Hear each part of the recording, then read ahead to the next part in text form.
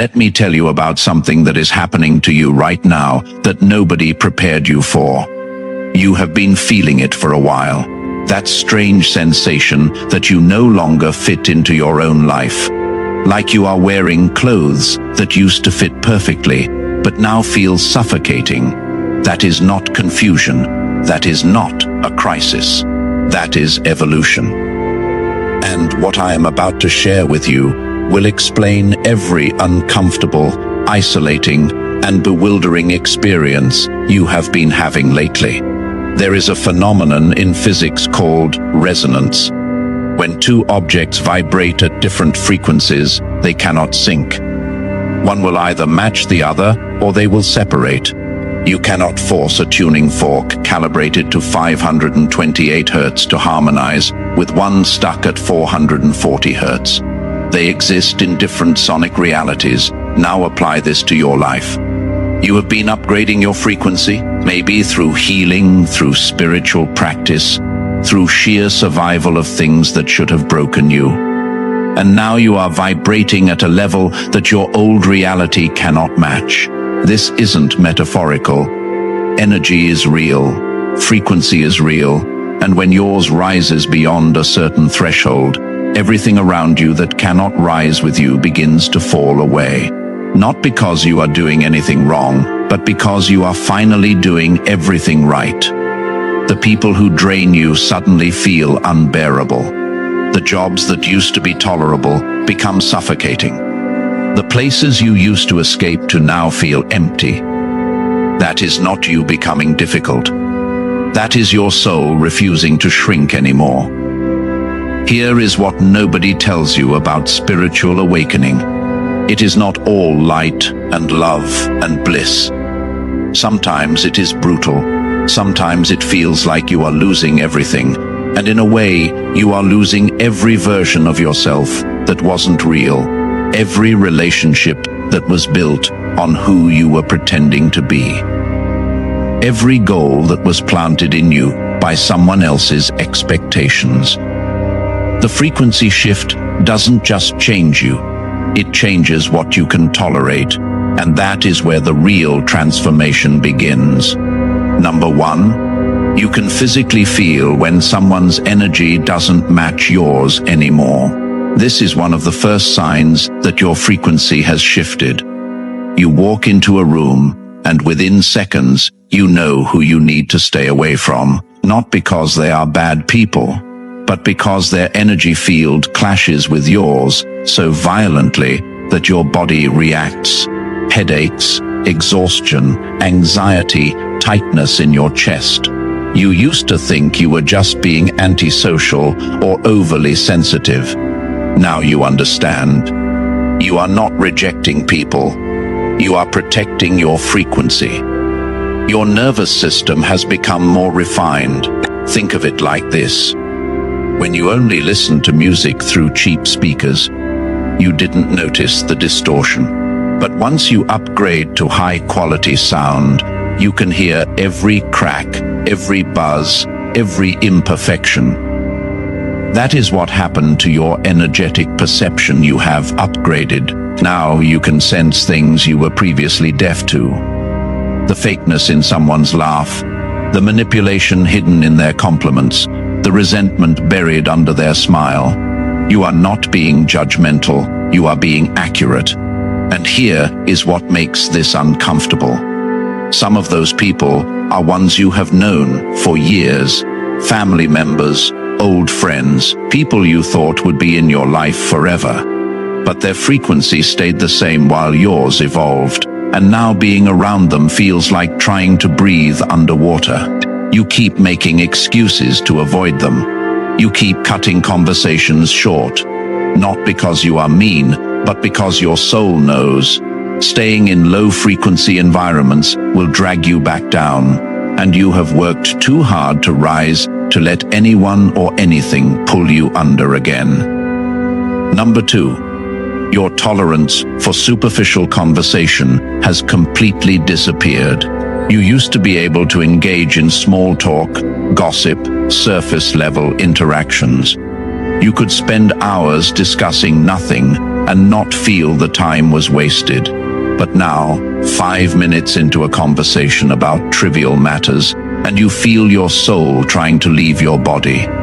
You are not being rude. Your frequency has risen to a point where meaningless exchange of words feels like nails on a chalkboard. You crave depth. You want to talk about purpose, healing, growth, truth, the mysteries of existence. You want conversations that make you think differently, feel deeply, expand beyond your current understanding. But most people aren't there. They are still operating on autopilot, repeating the same stories, complaining about the same problems, without wanting solutions, filling silence with noise, because they are terrified of what silence might reveal. And you tried. You really tried to meet them where they are. But it is exhausting performing the old version of yourself just to make others comfortable. Pretending you care about drama that means nothing, forcing laughter at jokes that aren't funny. Engaging in conversations your soul has outgrown. Eventually, you stop trying. You would rather be alone than fake. You would rather have silence than shallow. And people notice, they say you have changed. You have become distant, too serious, and they are right. You have changed. You have become real. And real doesn't have patience for pretend anymore. Number 3, you are losing interest in things that used to excite you. The hobbies that used to fill your time feel hollow now. The shows you binged don't hold your attention. The social events you looked forward to now feel like obligations. Even the goals you were chasing seem suddenly pointless. This terrifies you at first. You think something's wrong with you. You are becoming boring. You are losing your spark. But that is not what is happening. You are not losing yourself. You are shedding the false self. All those interests, those activities, those pursuits, many of them were never truly yours. They were adopted, inherited, absorbed from a culture that values distraction over depth. You filled your life with noise because you weren't ready to face the quiet. You stayed busy because stillness was uncomfortable. You chased excitement because your real life felt unfulfilling. Think about how much of your life was spent doing things simply because everyone else was doing them. How many hours did you invest in activities that looked good on the surface, but left you feeling empty inside? How many times did you say yes to things your soul was screaming no at? You were living on autopilot, following a script written by people who never even met you. But frequency shifts break the trance. They snap you out of the hypnosis of normalcy and force you to confront what actually matters to you. The emptiness you feel when engaging with old interests isn't depression. It is discernment. Your soul is finally being honest about what genuinely feeds it versus what you were doing to fill time. Impress others or avoid facing deeper questions. This recalibration period might feel like a void, but voids are necessary. They are the blank canvas before the masterpiece, the silence before the symphony, the inhale before the exhale. But your frequency shift has awakened something deeper. A hunger for meaning, a need for purpose, a desire for authenticity. The things that satisfied your lower self no longer work on your higher self. It is like feeding a grown adult baby food. It is not nourishment anymore, so you stop consuming what doesn't feed your soul. You stop doing what doesn't serve your growth. And yes, your life might look emptier to others. But it is not empty. It is making space, making room for what is actually meant for you, not what you settled for because you didn't know better. Number 4, synchronicities are becoming impossible to ignore. You think of someone and they text you. You need guidance, and the exact message appears on a random post. You ask the universe a question, and the answer shows up in the most unexpected way within hours. These aren't coincidences. This is confirmation that your frequency is now high enough to receive direct communication from the universe. At lower frequencies, we are too dense to pick up subtle signals. Our receivers are jammed with fear, doubt, distraction. But as you rise, you become a clearer channel. The static clears. The messages come through, and it is not just receiving. You are also transmitting more powerfully. Your thoughts manifest faster. Your intentions materialize quicker. That is not magic. That is physics. Higher frequencies move faster and penetrate deeper. But here is the part that nobody warns you about. With great reception comes great responsibility. You cannot ignore the signs anymore. You cannot pretend you didn't see the red flags the universe waved in your face. You cannot claim you didn't know better when you literally received divine downloads telling you exactly what to do. Your awareness has increased, which means your accountability has too. The universe speaks to you clearly now, which means you cannot play dumb anymore. If you are experiencing even half of what I am describing, do me a favor and drop a comment letting me know which sign resonated most. Your engagement helps this message reach others going through the same shift. Number 5. You need way more alone time than you used to. People who know the old you are confused. You used to be social. You used to love being around others. Now you cancel plans, dodge invitations, and seem to prefer your own company to anyone else's.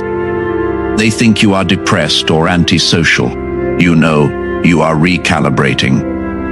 Being around most people now feels like letting someone blast loud music while you are trying to meditate.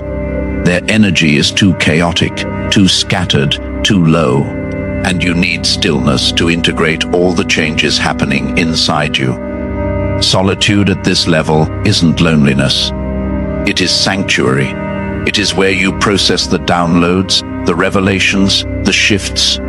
It is where you commune with your higher self, your guides, your source. It is where you remember who you actually are beneath all the programming. You are not isolating. You are incubating. Something new is being born in you, and birth requires a protected space. The people who love you might not understand this. They might take it personally, think you don't care about them anymore. But you cannot explain to someone operating at a different frequency why you need what you need. They would have to feel what you are feeling to understand, and they don't. So you protect your energy anyway, even if it costs you relationships, because you have learned something crucial. Maintaining peace is more important than keeping people who disturb it. Number 6. You can instantly tell when someone is lying or being inauthentic. Your discernment has become razor sharp. People cannot hide their true nature from you anymore. You see through performances, masks, facades, not because you are looking for deception, but because truth and lies vibrate at completely different frequencies, and your upgraded receiver can distinguish between them effortlessly. Someone can smile in your face while hating you internally, and you will feel the dissonance. They can speak words of support while secretly hoping you fail, and you will sense the contradiction. This gift is both blessing and burden. Blessing because you can protect yourself from wolves in sheep's clothing. Burden because now you see how many people live in pretense, and it is heartbreaking. You start recognizing patterns you missed before. The friend who only calls when they need something. The family member who uses guilt to control you. The partner who says all the right things, but their energy tells a different story. You cannot unsee it once you see it. And many people will not believe you when you try to warn them, because they are still operating on the level of words, while you have graduated to the level of energy. Number 7. Your body is going through unexplainable changes. fatigue that sleep doesn't fix, aches that doctors cannot diagnose, sensitivity to foods, sounds, lights that never bothered you before, fluctuating energy levels, needing less sleep or way more, vivid dreams ringing in your ears. These aren't symptoms of illness. They are symptoms of transformation. Your physical body is trying to catch up with your energetic body, and the process isn't always comfortable. You are literally rewiring. Your cells are restructuring to hold more light, more energy, higher frequency. It is like trying to run new software on old hardware. Sometimes the system crashes, sometimes it glitches, sometimes it needs to shut down and reboot. That is what these physical symptoms are. Your body upgrading its operating system to match your soul's evolution. Most doctors will not understand this. They will run tests and find nothing wrong, which will make you feel crazy. But you are not crazy, you are transforming. And transformation, whether of a caterpillar into a butterfly or a human into their higher self, requires the old form to break down so the new one can emerge. Be gentle with yourself during this process. Rest when you need to. Listen to what your body is asking for. It knows what it is doing, even when your mind doesn't understand. Number 8. You have stopped forcing things that don't flow. Old, you would have pushed, hustled, forced, manipulated situations to work out. You would have held on to relationships past their expiration date, stayed in jobs that were killing your spirit, chased opportunities that required you to abandon yourself. But something has shifted. You have developed a deep trust in divine timing and natural flow. Now, when something requires excessive force, you pause. When a door stays closed despite your efforts, you stop pushing. When someone pulls away, you let them go.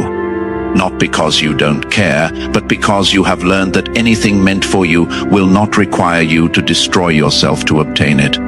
The right people, places, and opportunities will meet you with ease. There will be effort, yes, but not suffering. There will be challenge, but not constant resistance. This doesn't mean you have become passive or lazy. It means you have become wise. You have learned to distinguish between inspired action and fear-based forcing. You move when you feel called to move. You rest when you feel called to rest. You trust the intelligence of the universe to orchestrate what you cannot control. And paradoxically, the less you force, the more things fall into place.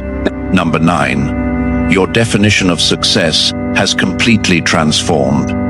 You used to measure success by external markers, money, status, possessions, achievements, other people's approval. Those things might still matter to some degree, but they are no longer the core of how you evaluate your life. Now success means peace, alignment, authenticity, freedom, doing what you love with people you love. Living in accordance with your values, contributing something meaningful. The goals that society programmed into you feel empty now. Climbing the corporate ladder to impress people you don't even like. Accumulating stuff to prove you have made it. Performing success on social media to gain validation from strangers. It all seems so exhausting and pointless. You would rather have a simple life filled with genuine joy than an impressive life filled with quiet desperation. This shift in values often alienates you from people still playing the old game. They think you have lost ambition, given up, settled for less. They don't understand that you have actually leveled up to a game they cannot even see yet. A game where the prize isn't what you acquire, but who you become. Where winning means staying true to yourself even when the world rewards conformity. Where success is measured in peace of mind, not pieces of paper. Number 10. You are attracting a completely different type of person into your life. As your frequency rises, you become a magnet for people vibrating at similar levels. Suddenly, you are meeting souls who speak your language, who understand your journey without you having to explain, who see you, really see you, and don't run from what they find. These connections feel different, deeper, more authentic, more purposeful. But here is what is equally significant. You are simultaneously repelling people who no longer match you, and they can feel it too. Even if they cannot articulate why, they sense they don't have access to you anymore. Some will fight to pull you back down to where they are. Others will simply drift away. Both outcomes serve your highest good. The new people entering your life aren't just friends or romantic interests. They are soul contracts. Teachers appearing when you are ready for the lesson. Mirrors showing you aspects of yourself you need to see, catalysts for your next level of growth. The universe is reorganizing your circle, removing who needs to go and bringing in who needs to arrive. Trust this process even when it feels lonely. Quality over quantity, depth over breadth. True connection over comfortable familiarity. Number 11. You feel urgency about your purpose like never before. There is a fire inside you now that will not let you rest in mediocrity. You know you are here for something bigger than just existing, consuming, and dying. You might not have all the details figured out yet, but you feel it, a calling, a mission. A reason you survived everything that tried to destroy you. This isn't ego. This isn't delusion. This is your soul remembering why it chose to be here. This urgency makes you impatient with anything that wastes your time or energy. You cannot binge watch shows for hours anymore because it feels like squandering precious moments. You cannot engage in drama because you have real work to do. You cannot stay in situations that don't align with your purpose, because every day spent off path is a day you are not fulfilling what you came here to do. Some people will call this intensity too much. They will tell you to relax, slow down, enjoy life. But they don't feel what you feel. They don't carry what you carry. You are not being driven by anxiety or fear of missing out. You are being pulled by destiny. And when destiny calls, you cannot put it on hold to make others comfortable with your pace. Number 12. You are experiencing a complete rewiring of your belief systems. Things you were absolutely certain about before now seem questionable. Beliefs you inherited from family, culture, religion, education.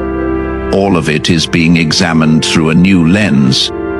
You are not becoming rebellious or contrarian. You are becoming sovereign. You are taking back authority over your own mind and deciding for yourself what you believe based on your direct experience, not what you were told to believe.